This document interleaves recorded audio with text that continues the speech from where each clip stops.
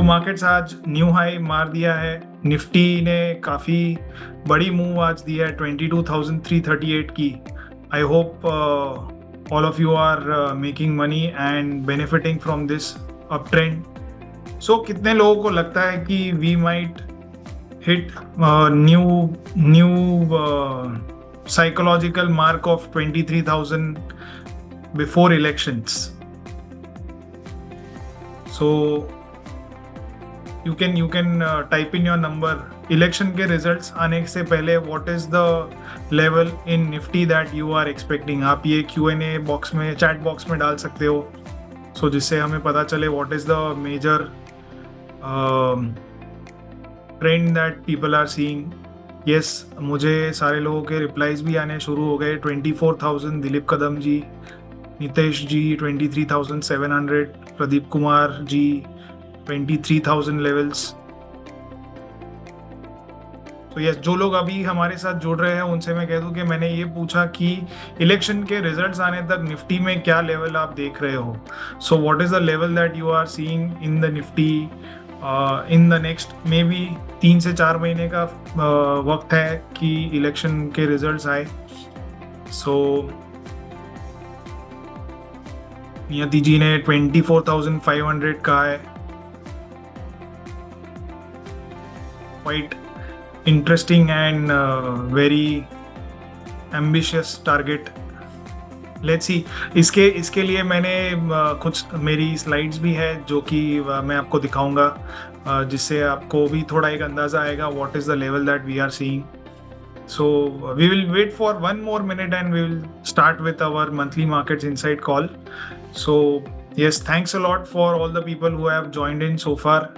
बहुत बहुत धन्यवाद आपका, आप ये कॉल पर जुड़ रहे हैं। मुझे उम्मीद है कि after the end of this particular webinar I hope आपको ज़्यादा नॉलेज रहेगा, आपको मार्केट के ऊपर एक बहुत ही बेहतर पर्सपेक्टिव मिलेगा। आई होप कि आप जो अपना समय यहाँ पे इस वेबिनार में इन्वेस्ट कर रहे हो वो फ्रूटफुल रहेगा। So let's begin. So I hope कि मेरी स्क्रीन आप सब लोगों को दिख रही है। So welcome everyone to this monthly market outlook call. So monthly market outlook call में हमारा व्यू ये रहेगा कि मार्केट अब तक कहाँ कैसे मूव किया है और आगे कहाँ जा सकता है। So we will try to analyse the market based on various macro economic fundamental as well as technical view points. तो सारे ही नज़रिए से हम मार्केट्स को देखेंगे और अपना एक नज़रिया बनाएंगे कि मार्केट अगले 1 महीने, 2 महीने, 4 महीने में कहाँ जा सकता है। And we will keep on following it up regularly each month. हर महीने के अंत में स्पेशली हम ये एक्सपायरी ख़त्म होने के 1 दिन बाद जनरली फ्राइडे को ये करेंगे। सो बहुत सारे लोगों के लिए शायद ये पहली बार ऐसा हम कर रहे हैं। We use to do this for our partners. तो बहुत सारे हमारे रैंक एमएफ के पार्टनर्स भी इस कॉल पे जुड़ रहे हैं। So thanks a lot for joining us. और कुछ जगह पर मैं बात करता रहूँगा कि जहाँ पे मैंने प्रीवियस रेफरेंस दिया था चार्ट्स का, तो वो स्पेशली जो हमारा पार्टनर्स के साथ मीट होती है उसमें मैंने ये रेफरेंसेस दिए हैं। And from now onwards we are opening this up for all the clients as well as partners. So okay, let's begin. So first, the research analyst disclaimer. So please take everything that is discussed here as an education. ये यहाँ हम कोई भी investment advice नहीं दे रहे हैं. So please take a look at it.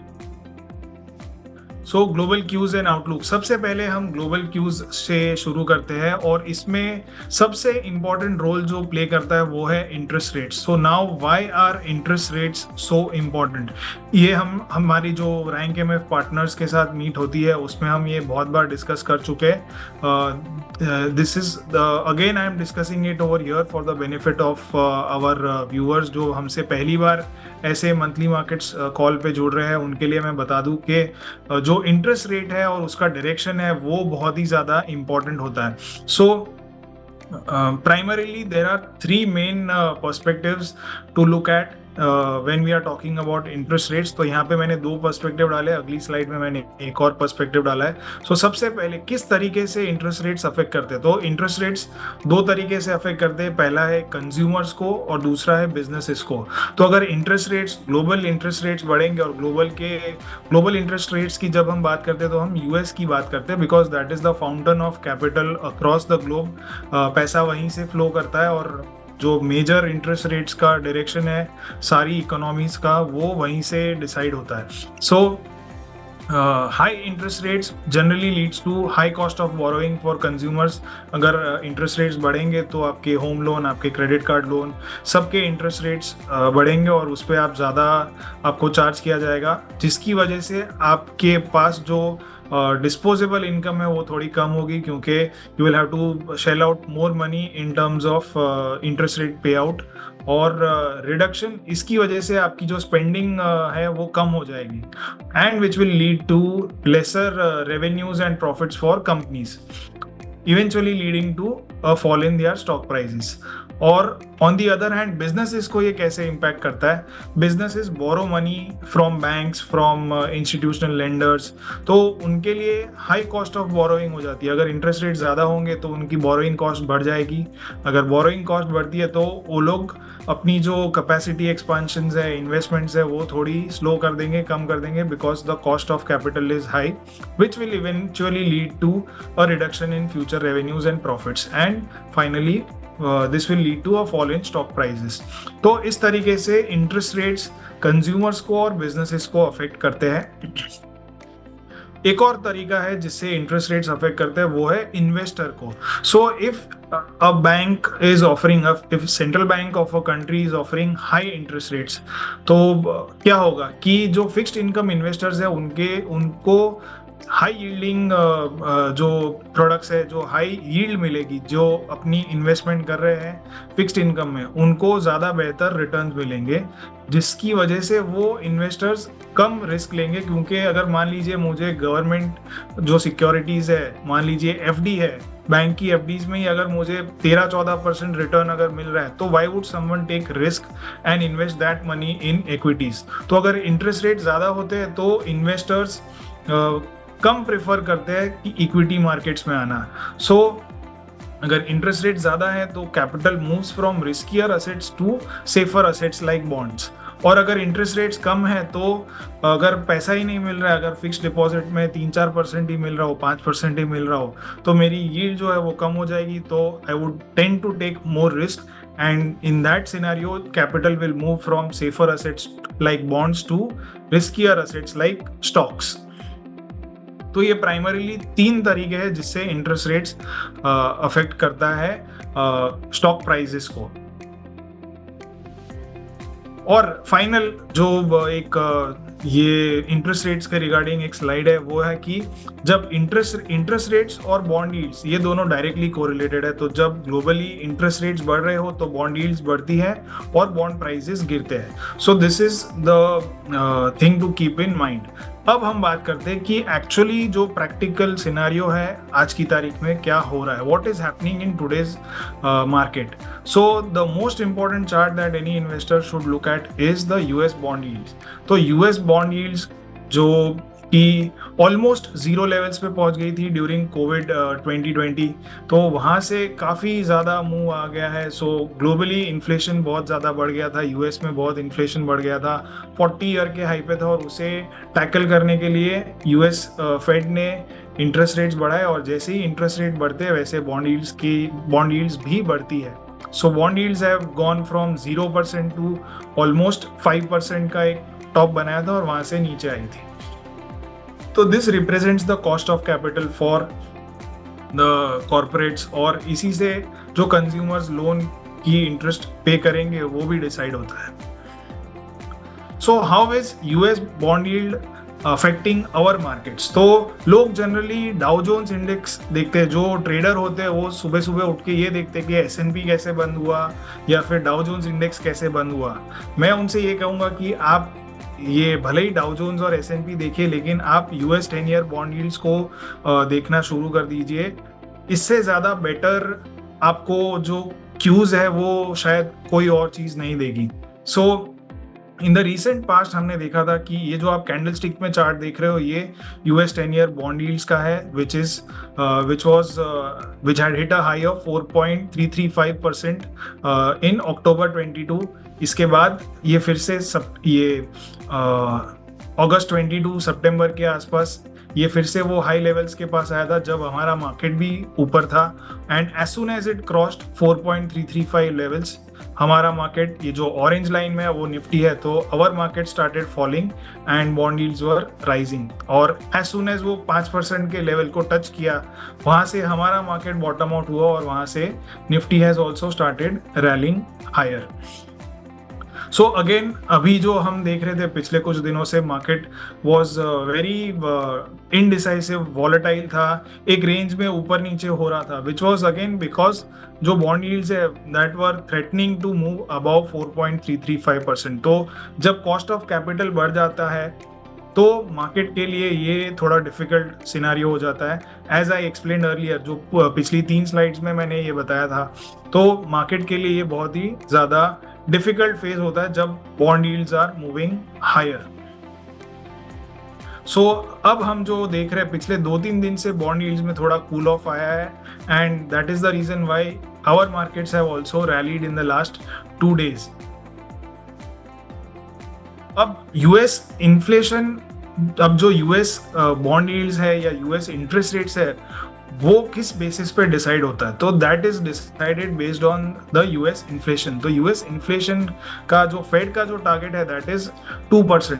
तो हाल फिलहाल में जो यूएस इन्फ्लेशन रेट है वो that is around 3.1%, which is about Fed's comfort level. तो फेड ने काफ़ी क्लियरली कह दिया है कि we will look out for inflation, और इन्फ्लेशन को कंट्रोल करने में फेड पीछे छूट गई थी।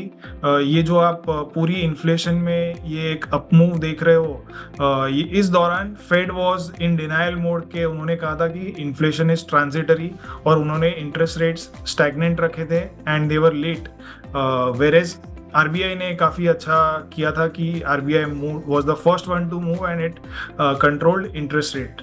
तो इस बार फेड को गलती नहीं करनी है, उनका ये जो टारगेट है कि इंटरेस्ट रेट्स को 2% के नीचे जाना चाहिए तो ही हम रेट कट करेंगे, सो वो नज़दीक की फ्यूचर में होता हुआ नहीं दिख रहा है, इसीलिए the interest rates and bond yields are likely to stay where they are. तो बहुत ज़्यादा यहाँ से नीचे जाने की संभावना कम है until and unless inflation comes under control below 2%। तो अब यूएस 2 प्रॉब्लम्स फेस कर रहा है, एक है इन्फ्लेशन का, एक है हायर इंटरेस्ट का। सो इन्फ्लेशन जो है वो कंट्रोल में नहीं आ रहा है, it is still about the 2% mark which was there, और जो इंटरेस्ट पेमेंट है यूएस की वो that is now the 3rd highest payment in a year. तो जो यूएस गवर्नमेंट है वो सिर्फ इंटरेस्ट में ऑलमोस्ट $1.6 ट्रिलियन पे कर रही है annually, which is 3rd highest after social security and Medicare. So ये बहुत ही डिफिकल्ट सिनारियो है for the US government and US Fed, और इसके साथ साथ जो यूएस कंज्यूमर है वो भी he is also facing the heat.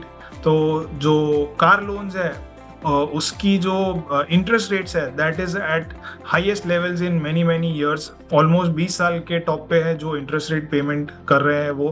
Credit card interest भी हाईएस्ट लेवल पे है, ऑलमोस्ट $1 ट्रिलियन प्लस की credit card debt US economy में है, और इसे पे करना इज बिकमिंग अ चैलेंज। 21% का इंटरेस्ट रेट लगता है on credit card debt which is the highest debt. So These are the challenges that the US consumer is facing। और पिछले साल जब इंटरेस्ट रेट्स बढ़ रहे थे तो हमने देखा था कि जो US की छोटी छोटी बैंक है जैसे सिग्नेचर, फर्स्ट बैंक, ये इनमें बैंक्रप्सी आई थी और markets had not taken it in the right spirit. तो अगर इंटरेस्ट रेट्स ऐसे ही ऊपर रहे और if some or the other banks goes bust in US, then it could have a cascading effect on global financial markets। तो US Fed किस condition में interest rates कम करेगा? जब यूएस की जो जीडीपी है वो काफ़ी वीक हो जाएगी या जो ग्रोथ है वो नहीं रहेगी, लेकिन वो होता हुआ दिख नहीं रहा है। So GDP growth is expected to do well. US GDP is going strong, वो काफ़ी अच्छी कर रही है। So right now we are in like a tough situation, एक टग ऑफ वॉर जैसा बन रहा है, and we will have to see what comes out of it. तो इसीलिए the key thing to watch out here is bond yields.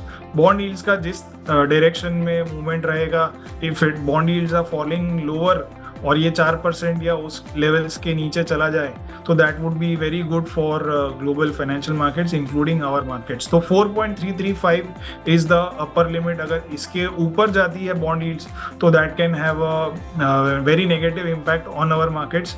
वेरेज अगर ये नीचे रहती है और 4% के लेवल्स के करीब आती है तो that could have a very positive and soothing effect on our markets.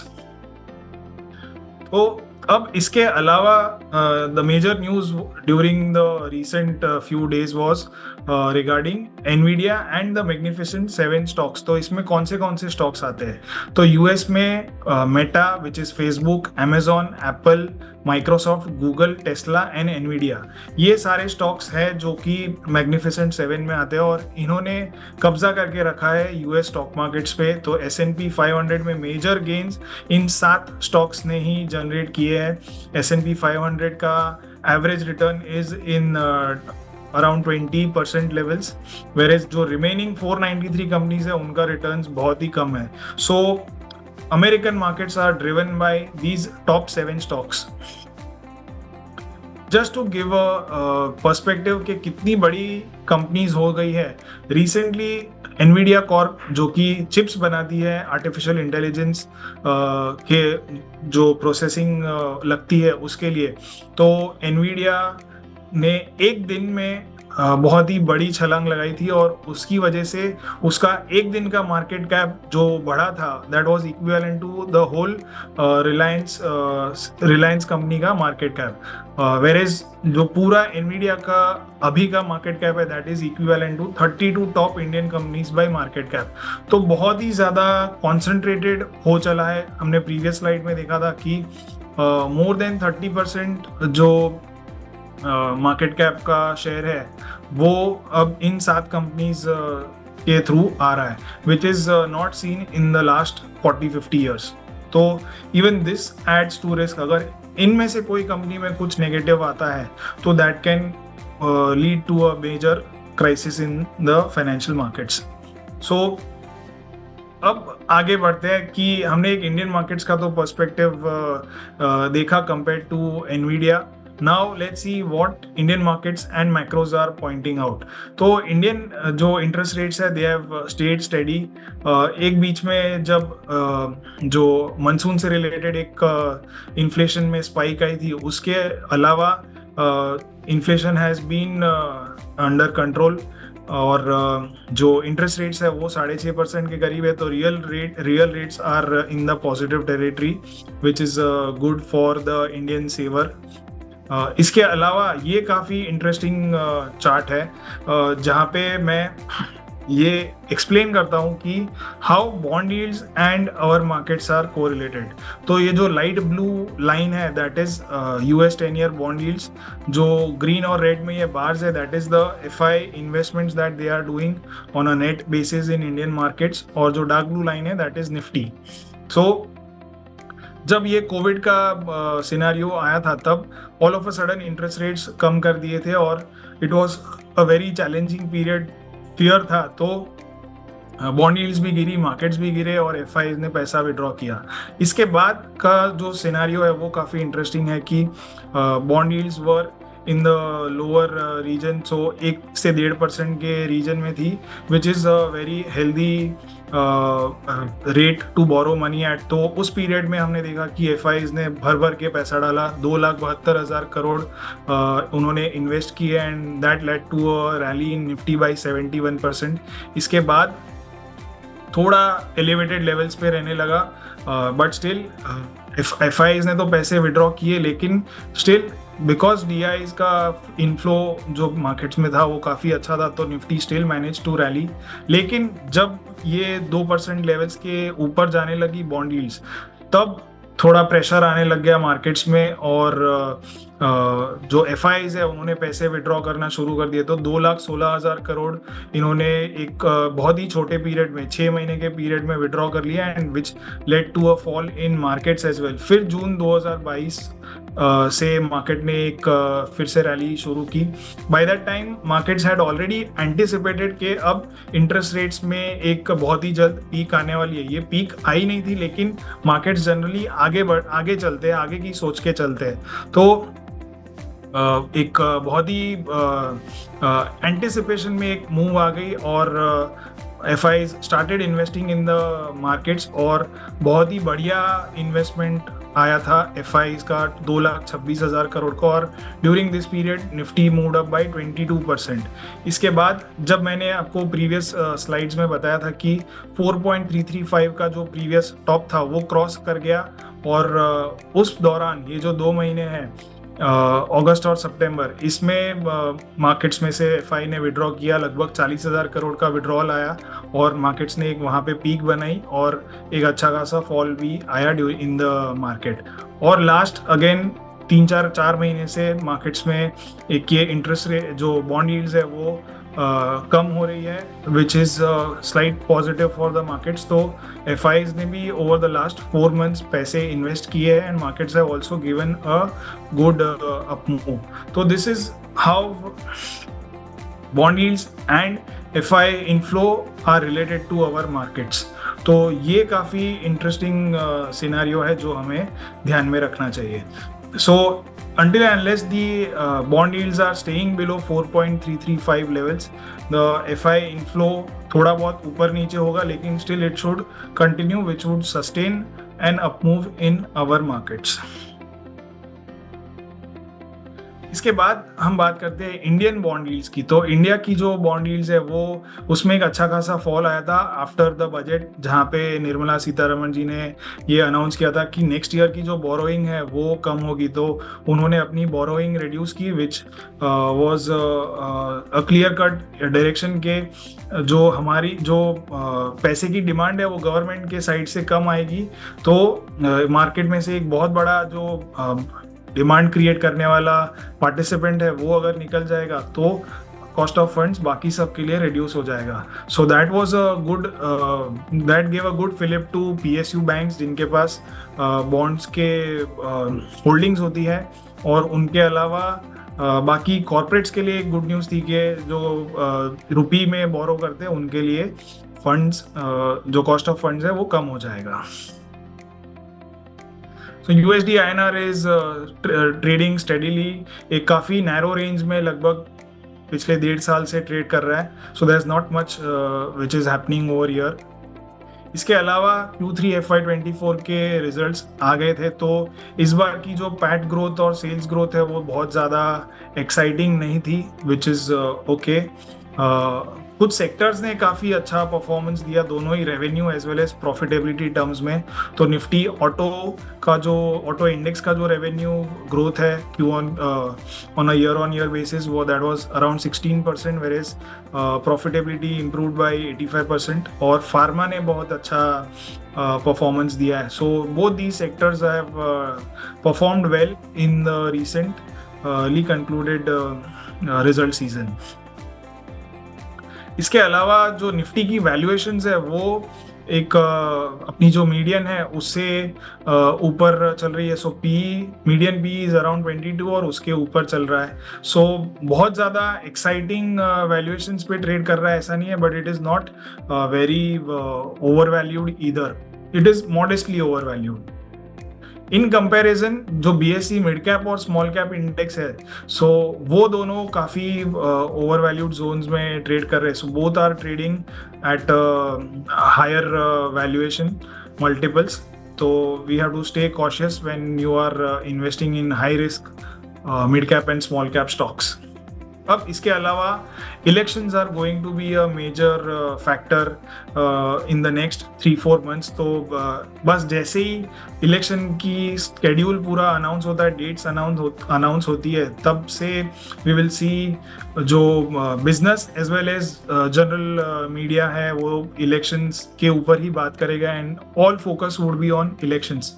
तो हम इलेक्शंस में क्या होगा ये कोई प्रेडिक्ट नहीं कर सकता और हम इसके ऊपर बात भी नहीं करना चाहते, लेकिन इलेक्शंस में जनरली क्या होता है, so this is the data of last 40 years. तो 40 साल में लगभग 11 इलेक्शंस हुए, जनरल इलेक्शंस हुए, और इन 11 में से सिर्फ एक इलेक्शन, एक पीरियड था 1998 का जहाँ पे सेंसेक्स ने नेगेटिव रिटर्न्स दिए थे। इसके अलावा all the other elections, during all the other elections market have given positive returns। तो इस बार भी 11.4% का रिटर्न अब तक सेंसेक्स ने दिया है।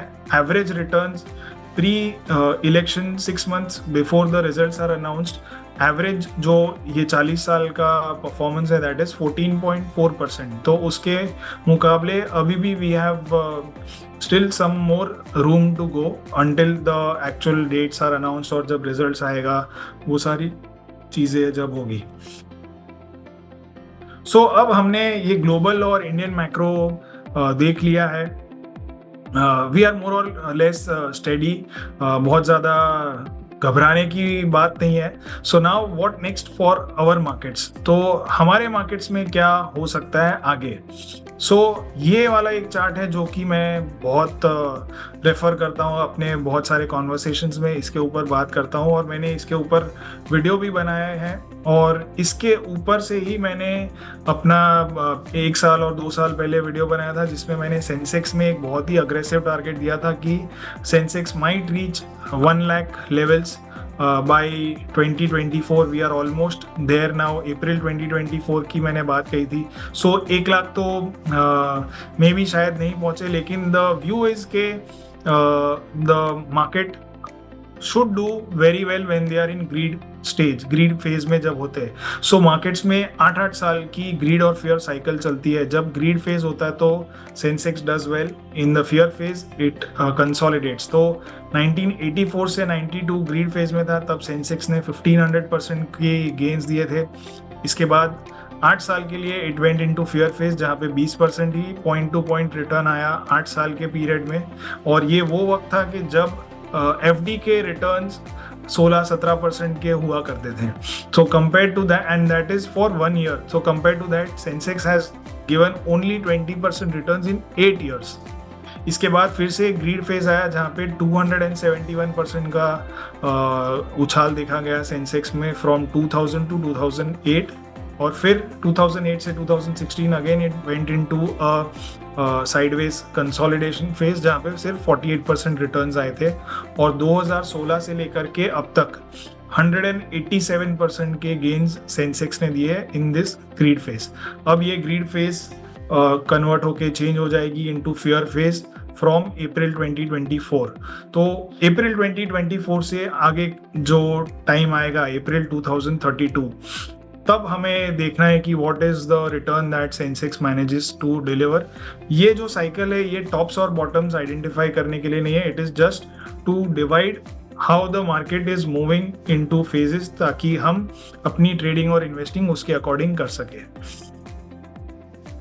तो अब मीडियम टर्म रोड मैप में क्या हमें लग रहा है। सो ये हमने जो हमारी रैंक एमएफ के पार्टनर्स के साथ जो मीट होती है उसमें मैंने ये टारगेट्स 21,500 के दिए थे जब market was trading at lower levels. तो हमने क्या बेसिस पे ये देखा था कि हाउ डज मार्केट मूव्स। तो मार्केट जनरली 3,000 पॉइंट्स की रेंज में मूव कर रहा है। सो कोविड के वक्त 12,500 का टॉप था। Because of fear market went much beyond that 3,000 point limit और 7,500 पे बॉटम बनाया। वहाँ से एक साल के अंदर ऑलमोस्ट डबल हो गया 15,500 का एक मूव आया and then it again went into consolidation. उसके बाद फिर से एक मूव आई जहाँ पे 18,500 तक की मूव देखी गई and again then it went into a sideways consolidation. उसके बाद ये कंसोलिडेशन के बाद ये ब्रेकआउट आया है और 18,500 से लेकर 21,500 जो कि हमारा एक लेवल था वो टच हो गया है। So now what could be the likely target for the markets. तो 21,500 में 3,000 पॉइंट जो कि ये रेंज है निफ्टी की, वो अगर ऐड करते तो the likely target for Nifty could be around 24,500। अब क्या ये इलेक्शंस के पहले होगा, I don't know, nothing is impossible in markets. और काफी बार हमें लगता है कि ये तो आ ही जाएगा, लेकिन वो लेवल्स आते आते भी 8 साल लग जाते हैं। सो यू नेवर नो क्या होगा, but yes, if the markets were to move higher तो the likely target that we are seeing could be around 24,500। अब शॉर्ट टर्म में क्या दिखाई दे रहा है, तो शॉर्ट टर्म में मार्केट्स एक अच्छी खासी जो अक्टूबर नवंबर में एक अक्टूबर में जो बॉटम बना उसके बाद एक अच्छी खासी अप मूव लेकर के 2 महीना ऑलमोस्ट साइडवेज ट्रेंड पकड़ा था। सो दिसंबर में मार्केट्स टॉप्ड आउट और जनवरी और फरवरी which are generally weak month, seasonally weak months है, वहाँ पे मार्केट्स ने साइडवेज रहा और एक अच्छी खासी अप मूव लेकर के चल रहा है। सो आज काफ़ी बढ़िया सी अप मूव दी, 22,300 के लेवल्स को भी क्रॉस कर गया है। So momentum indicator is also quite comfortable. एक काफ़ी ओवरबॉट जोन में आने के बाद it has taken support around 50 levels और वहाँ से एक बाउंस बैक दे रहा है। So the market holds above this particular trend line, ये जो चैनल ड्रॉ की है उसमें अगर होल्ड कर जाता है तो इट कैन मूव हायर। तो चांसेस है कि यहाँ से अच्छी खासी अप मूव भी आ सकती है। अब जो ऑप्शन चेन है उसमें क्या दिखाई दे रहा है, तो ऑप्शन चेन में 22,000 के लेवल पर काफ़ी स्ट्रॉन्ग पुट राइटिंग हुई है इन द नेक्स्ट मंथ एक्सपायरी। तो जो अगले महीने की एक्सपायरी है उसमें काफ़ी स्ट्रॉन्ग पुट राइटिंग हुई है 22,000 के लेवल्स पे और काफ़ी स्ट्रॉन्ग कॉल राइटिंग हुई है 23,000 के लेवल्स पे। तो ये काफ़ी बड़ी रेंज है, 1000 पॉइंट की एक रेंज है और इसके अंदर मार्केट ट्रेड कर सकता है। However the key point here is के 22,000 is a very strong support level in the short term for the markets। तो अभी हम 22,300 के आसपास है और 22,000 का लेवल आज काफ़ी एक स्ट्रॉन्ग सपोर्ट बन गया है। मुझे नहीं लगता कि मार्केट इसके नीचे सस्टेन करेगा बहुत टाइम के लिए। यहाँ से जो जनरली हम देखते हैं कि एक्सपायरी जब जब आई है पिछले 5-6 महीने में, तो एक्सपायरी के वक्त मार्केट में थोड़ा ये इंडिसिजन हो जाती है and the prices generally fall और it is generally done to shake out the weaker hands. तो ये होने के बाद मार्केट में एक अच्छी खासी अप मूव भी आती है। So this is the key level to watch out for 22,000। अब एक लक्ष्मण रेखा जैसा एक लेवल बन गया है। If it is able to hold above this level then we are good for further upside. अब जो निफ्टी का जो वीक फेज था, मैंने कहा था कि जनवरी और फरवरी ये दोनों वीक मंथ्स होते हैं निफ्टी के लिए। तो generally in the last 10 years जनवरी में जो एवरेज रिटर्न्स है वो 0 है, नील है। तो जनवरी के महीने में 10 में से सिर्फ 3 बार ही ऐसा हुआ है कि जनवरी में पॉजिटिव क्लोजिंग दी है निफ्टी ने और फरवरी में सिर्फ 4 बार ऐसा हुआ है एंड दोनों ही बार returns are negligible. So we are through with that seasonally weak phase. अब मार्च का महीना है जो कि 10 में से 7 बार पॉजिटिव रहा है। अप्रैल में all these are positive months for the market with average gains in the positive territory. तो this is a good thing for the markets कि हम वीक फेज में बहुत ज़्यादा डैमेज के बिना निकल गए। अब मंथली जो परफॉर्मेंस है इंडेक्सेस का, तो वो कैसा रहा है। So small cap index, the key is के स्मॉल कैप इंडेक्स में एक कभी बैकफुट पे थोड़ा आ गया after relentlessly moving up since मार्च। तो मार्च से लेकर के पिछले मार्च 2023 से लेकर अब तक सिर्फ आई थिंक अक्टूबर का महीना था जहाँ पे नेगेटिव रिटर्न्स दिया था स्मॉल कैप इंडेक्स ने। Otherwise it has given positive returns all through out तो अब ये एक महीना आया जहाँ पे थोड़ा एक कूल ऑफ देखा गया है। So that's there. और 6 महीने के टाइम फ्रेम पे मेन थिंग जो यहाँ पे दिख रही है कि FMCG is the index that can bounce back. तो FMCG has underperformed rest of the market for a long time, और अब हम देख रहे हैं कि FMCG में एक अपमूव आ सकती है। Why? Because FMCG is entering a seasonally strong period. तो जनवरी और फरवरी again for FMCG also it is a negative month. तो यहाँ पे अगर हम देखें average returns in these periods over the last 15 years, FMCG के लिए ये दोनों महीने नेगेटिव रहे हैं। हाउएवर जो नेक्स्ट 5 मंथ्स है मार्च से लेकर जुलाई के, वो बहुत ही ज़्यादा पॉजिटिव रहे और एवरेज रिटर्न्स भी बहुत ही अच्छा रहा है। So FMCG is the sector to look out for in the next few months. और आज जैसे ही मैं एंटर कर रहा था ये स्टूडियो में, उसके पहले एक न्यूज़ आई थी कि जो एल नीनो के इफेक्ट है वो थोड़े कम होते हुए नज़र आ रहे हैं। हीट वेव भी ड्यूरिंग थोड़ी मार्च अप्रैल वगैरह में रहेगी, लेकिन by the time monsoons are there the El Nino effects will have reduced, or this could probably be a normal monsoon year for us. So in that scenario FMCG can do quite well. अब इसके अलावा अब मैंने एक section शुरू किया था देखने के लिए कि whether we are well prepared for a meltdown और नॉट। तो जैसे कि मैंने अभी बताया आपको कि मार्केट 8 साल के फेजेस में गुजरता है, और जनरली जब ये एक फेयर फेज में आता है तो we see a major correction in the markets. तो क्या ये करेक्शन आएगा या नहीं आएगा, ये कैसे पता चलेगा? How do we know whether there is going to be a big correction? कोई प्रेडिक्ट नहीं कर सकता। अब जैसे पिछले 2 महीने से हम देख रहे हैं निफ्टी ऊपर नीचे हो रही है। सो कभी हमें लगेगा कि निफ्टी ऊपर जाएगी, कभी लगेगा निफ्टी नीचे जाएगी, but you never know what is going to happen. So nobody can predict, we can only prepare. So ये जो सेक्शन है ये मैंने खास 2024 को ध्यान में रखते हुए बनाया है कि we should, if there is something wrong which is going in the markets, then we are prepared. So what are the things to look out for? क्या हमें देखना चाहिए बाजार में कि we are prepared for a meltdown? तो सबसे पहले 2024 का जो साल है that is a year of volatility.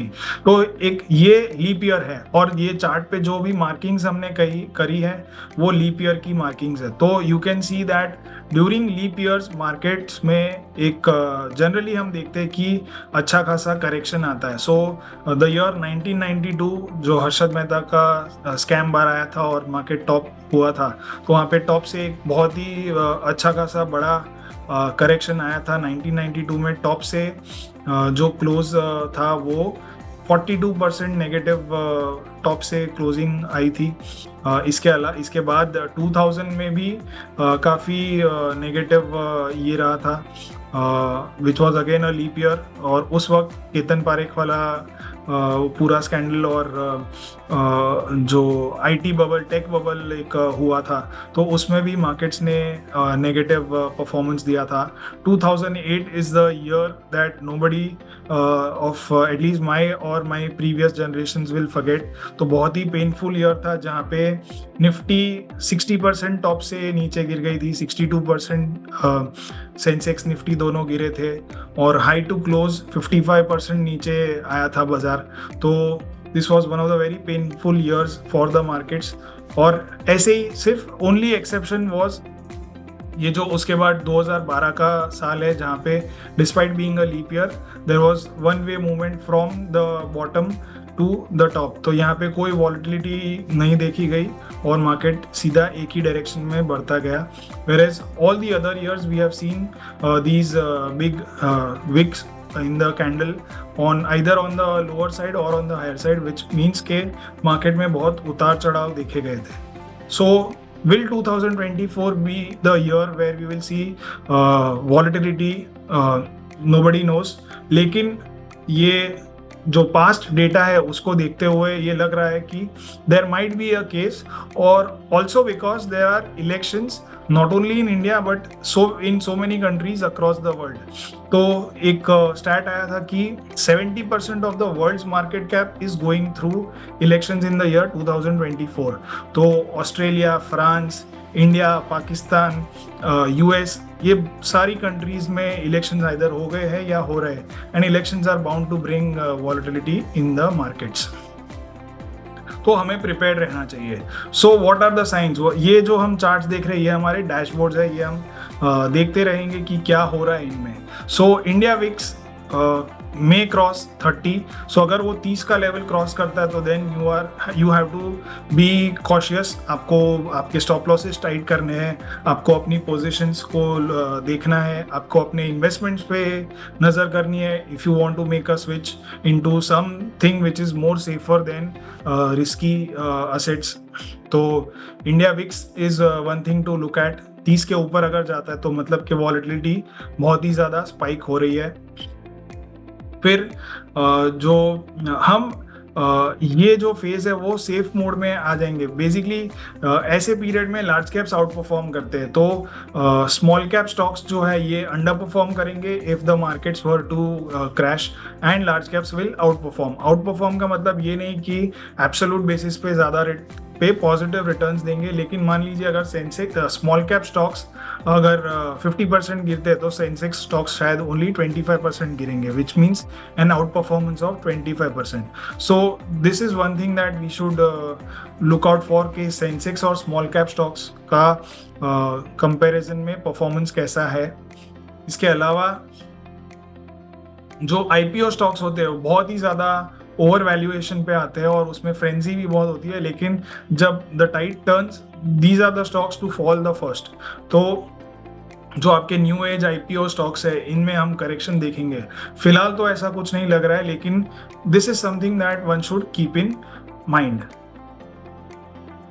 इसके अलावा capital good stocks are currently very overheated. तो डिफेंस हो गया या इंफ्रास्ट्रक्चर, इंजीनियरिंग, ये सारे स्टॉक्स जो है ये अभी इन ट्रेंड है, इन मोमेंटम है। It is the in thing in the markets right now. तो ये हमने पास्ट में भी देखा है कि 2008 की जो तेज़ी थी तभी भी कैपिटल गुड्स स्टॉक्स में ऐसी एक बहुत ही स्ट्रॉन्ग रैली देखी गई थी, लेकिन व्हेन दे करेक्टेड उनमें बहुत ही बड़ा करेक्शन आया था। तो 21,000 का बीएसई कैपिटल गुड इंडेक्स 6,000 पे आ गया था। So that is a very sharp correction that we had seen in capital goods index, जो कि अभी भी हम देख रहे हैं कि चार्ट्स पे अभी भी वो ओवरबॉट जोन में है। This is the monthly chart. तो मंथली चार्ट पे the RSI is at 88 levels which is very very overbought. फिर डिफेंसिव्स, अगर ऐसा कुछ सिनारियो होता है तो defensives generally outperform small caps. तो डिफेंसिव्स जैसे कि FMCG और small caps which is generally a high beta segment. तो यहाँ पे हम देख रहे हैं कि FMCG stocks have underperformed small cap stocks. ये FMCG divided by small cap stocks का एक रेशियो चार्ट बना है जो कि एक डेकेडल लोज पे है। RSI is forming a bullish divergence. तो यहाँ से एक अप मूव भी हम देख सकते हैं in this particular ratio chart. तो which is basically nothing but के defensives could outperform high beta. इसके अलावा जो रियल्टी और कैपिटल गुड्स स्टॉक्स है, इंडेक्सेस है, उसमें हम मीन रिवर्जन होता हुआ दिखेंगे। तो जनरली हम ये देखते हैं कि एक साल रियल्टी इंडेक्स नेगेटिव रहता है या during in the whole ranking table it is at the bottom and then it shoots up at the top in the very next year. लेकिन ये साइक्लिकल इंडाइसेस है तो ये वापस नीचे आ जाते हैं and this cycle keeps on continuing. और उसी रियल्टी के साथ साथ ही कैपिटल गुड्स भी जनरली हम देखते हैं कि साथ साथ में ही चलते हैं। सो this time around realty and capital goods both have been at the top of the table और ये चांसेस है कि ये दोनों भी इनमें मीन रिवर्जन आएगा और ये घूमेंगे। इसके अलावा SME स्टॉक्स में बहुत ही बड़ा फ्रॉथ बन रहा है। लोग बिना फंडामेंटल्स देखे, बिना कुछ सवाल पूछे SME स्टॉक्स में इन्वेस्ट कर रहे हैं। तो SME stocks can also see pressure if there is a correction in the markets. इसके अलावा गोल्ड could outperform इक्विटीज। तो ये हमने गोल्ड डिवाइडेड बाय CNX 500 का चार्ट प्लॉट किया है और ये अपने डेकेडल लोज पे है, मतलब कि gold is under performing the CNX 500 currently, लेकिन यहाँ पर भी एक रिवर्सल के चांसेस दिख रहे हैं because we are close to that 3 के लेवल्स के आसपास है और यहाँ से ज़्यादा नीचे जाता नहीं है, तो चांसेस आर के we might see gold outperforming equities. तो these are all the things that one can keep in mind when we are seeing the markets. So yeah, that is it. काफ़ी लंबा चला ये presentation. सो आपके जो भी सवाल है वो Q&A बॉक्स में टाइप कर दीजिए। We will be happy to take questions. Sivaiah Kothamachu ji ने लिखा है कि Samco webinars are always adding value, thanks a lot, thank you for that. किसी ने पूछा है हेलो सर 22,000 का पुट होल्ड करके रखा है, क्या करें? सो आपने देखा कि view is currently bullish, so you can take a call accordingly कि आपको क्या लग रहा है। आज की तारीख में अगर हम देखें तो बाजार में बुलिश व्यू बन रहा है। Markets have are currently trading about 22,300 levels और अगर ये रैली सस्टेन करती है तो काफ़ी तेज़ अपमूव आ सकती है। So keep your stop losses and trade according to it, तो अच्छा रहेगा।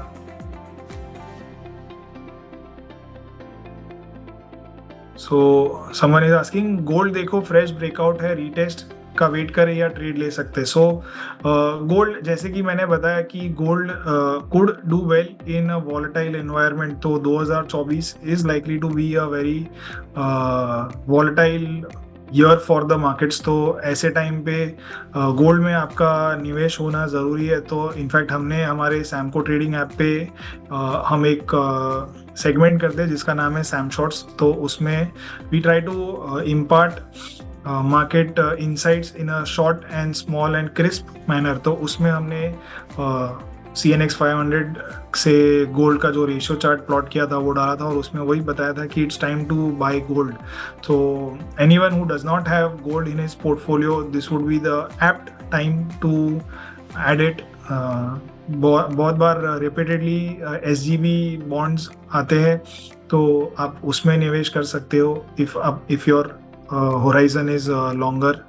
तो वो 2.5% का इंटरेस्ट रेट्स भी पे कर देता है, तो that is something that one can watch out. उसके अलावा गोल्ड बीज है, फिजिकल गोल्ड है, जैसे आपकी एपेटाइट और जैसा आपका इन्वेस्टमेंट होराइजन है उसके हिसाब से आप निवेश कर सकते हो। बापू साहेब जी ने लिखा है a true teacher Apurva sir, thank you. So I think अभी और ज़्यादा सवाल ओके। सो ये there are a few more questions.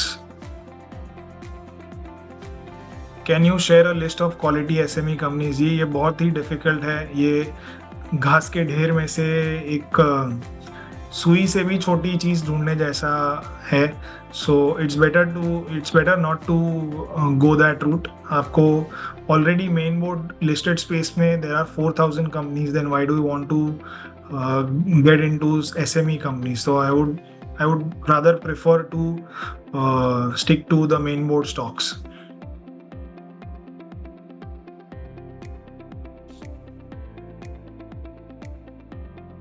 So gold के ऊपर बहुत सारे सवाल है जो कि मैंने ऑलरेडी आंसर कर दिया है। सुमितेश शाह जी ने पूछा है when is our next annual Samco seminar? तो I think you are talking about the SUP event that we had done last year. तो फिलहाल कोई कुछ हमने इसके रिगार्डिंग प्लान नहीं किया, but as soon as we plan something out we would definitely inform you all. How about micro cap index? तो micro cap index तो स्मॉल कैप से भी और छोटी कंपनीज आ जाती है, तो even they in that space also there might be some overvaluation, whereas थोड़ा ओवर हीटेड भी हो गया रहेगा। तो अभी का जो एनवायरनमेंट है उसमें for specially for new investors it is better to stick to large caps and quality stocks, जो कि अगर मार्केट में वॉलेटाइल एनवायरनमेंट आता है तो आपको कम एक तो गिरेंगे और जो रिटर्न्स है वो फिर भी स्टेबल रिटर्न्स दे देंगे, आपको एग्जिट भी मिल जाएगी।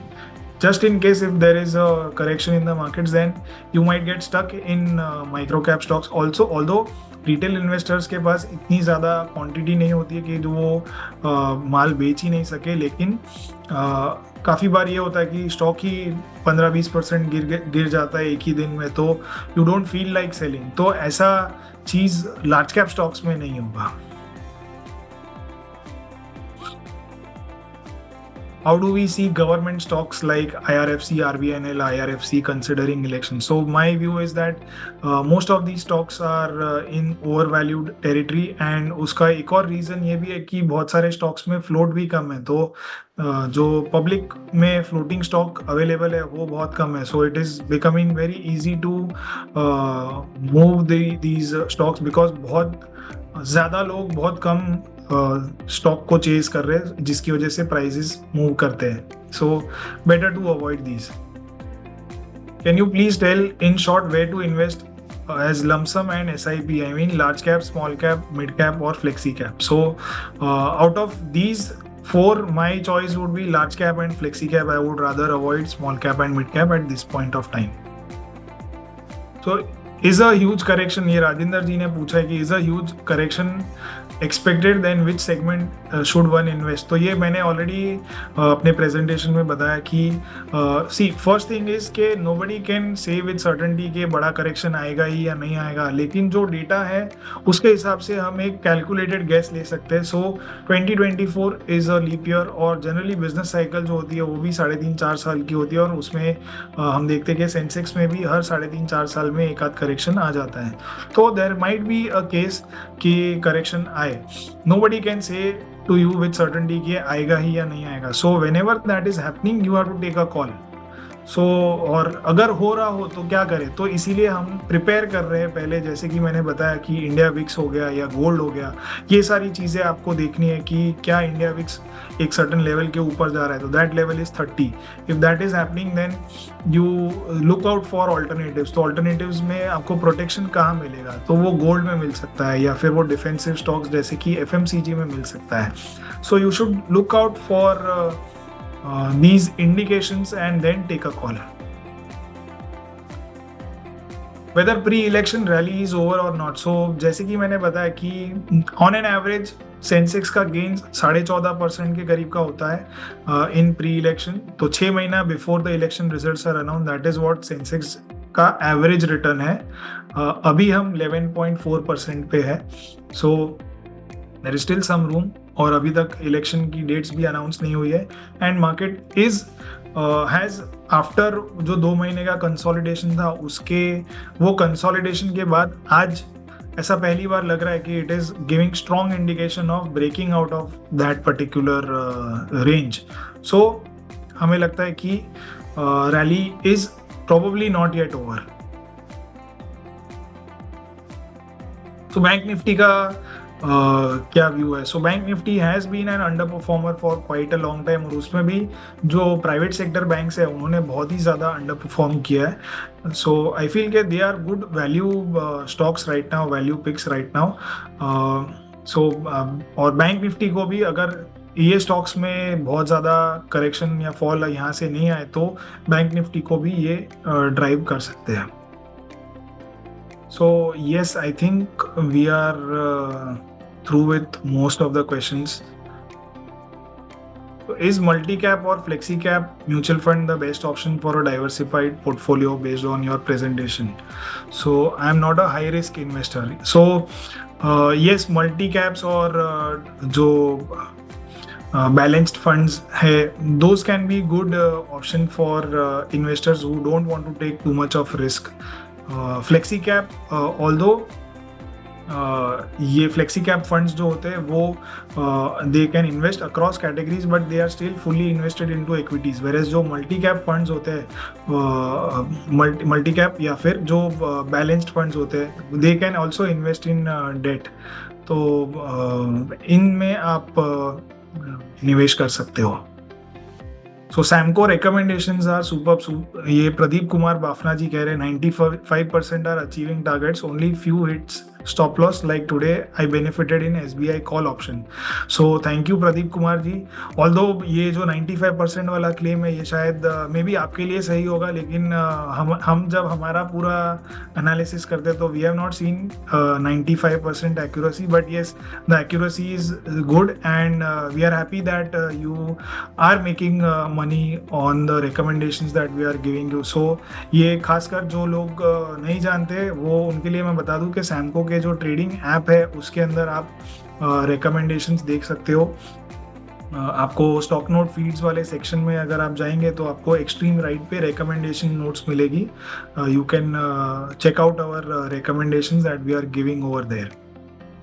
Should we stay away from capital good stocks? So right now they are in very strong momentum, but you never know कब momentum खत्म हो जाए। So take a calculated guess and do your homework properly। आपके पास जो भी capital good stocks है क्या वो फंडामेंटली बहुत ही ज़्यादा ओवर वैल्यूड जोन में पहुंच गए, तो in that case may be either book your profits or keep a trailing stop loss so that आपका प्रॉफिट निकल ना जाए। Sir can we continue SIP? तो यस, आपको जो SIP वाला जो जरिया है इन्वेस्ट करने का वो काफ़ी सरल और सिंपल है। अगर मार्केट्स गिरता है तो आपको गिरते हुए बाजार में आपको ज़्यादा यूनिट्स मिलेगी एंड ओवर अ पीरियड आप कभी भी ऐसा मत देखें कि मैं सिर्फ 1 साल के लिए SIP करूँगा। Keep a longer horizon. आप 4 साल 5 साल 10 साल के लिए अगर SIP करेंगे तो उसमें लोगों के पैसे बने। If the fund is good then you would there is no reason why you will not make money. तो आप अच्छा फंड सिलेक्ट कीजिए और फिर उसमें SIP कुछ भी हो जाए बंद मत कीजिए। सो काफ़ी सारे इसमें स्टॉक स्पेसिफिक क्वेश्चंस है। अगर मैं स्टॉक स्पेसिफिक सारे ही क्वेश्चंस लेने जाऊंगा तो हम शायद ये ख़त्म ही नहीं कर पाए। So I would rather avoid stock specific question. General जो ब्रॉडर मार्केट या सेक्टर स्पेसिफिक क्वेश्चन है वो हम ले सकते हैं। Arvind ji kindly provide YouTube link. एक अरविंद जी ने सवाल लिखा है कि kindly provide YouTube link for this webinar. तो सैमको का एक माइक्रो साइट हमने बनाई है। I would request my team to put the link of this microsite. तो यहाँ पे हम जो भी वेबिनार्स करते हैं, I think I am not sure, may be my team can help. हम जो भी वेबिनार्स करते हैं उसकी एक samco.in/webinars ऐसी एक माइक्रो साइट बनाई है जहाँ पे सारे के सारे ये जो वेबिनार्स करते हैं उसकी लिंक अपलोड की जाती है। तो एनी टाइम यू कैन, अगर आप ऐसा कभी भी होता है कि आप ये अटेंड नहीं कर पाए या पूरा नहीं देख पाए तो आप वो वेबिनार वाली जो लिंक है वहाँ जा करके आप ये सारे वेबिनार्स गो थ्रू कर सकते हो। या I think so we are done with. मेरी कोशिश थी कि मैं ज़्यादा से ज़्यादा क्वेश्चन को आंसर कर पाऊँ, लेकिन यहाँ पे बहुत सारे स्टॉक स्पेसिफिक क्वेश्चंस आ रहे हैं तो I would rather avoid answering individual stock specific queries. यहाँ पे बहुत ज़्यादा समय लग जाएगा और इन डेप्थ मैं फिर भी आपको ये किसी भी स्टॉक के बारे में बता नहीं पाऊँगा। तो for the time being we would avoid stock specific questions. I hope कि आपके लिए ये पूरा जो सेशन था वो इंसाइटफुल रहा होगा। ऑलमोस्ट हमने 1 घंटे से ज़्यादा का एक ये पूरा डिस्कशन किया है। Do share your feedback. आपको आप इसके ये वेबिनार के रिगार्डिंग आप फीडबैक आप दे दीजिए। और yes, my team has sent me the link. The link is samco.in/webinars। तो आप ये लिंक पे जा कर के जो ये सारे वेबिनार्स है ये आप देख सकते हो। The link is samco.in/webinars। तो I would request my team member to put this up on the chat so that everyone can see it. ये लिंक इजीली सारे लोग देख सके। Okay, so I hope this session was useful, helpful to everyone. That's all. Thanks a lot. Samco trading app, आप ही के trading का अनदेखा सच। Investments in securities market are subject to market risks. Read all the related documents carefully before investing.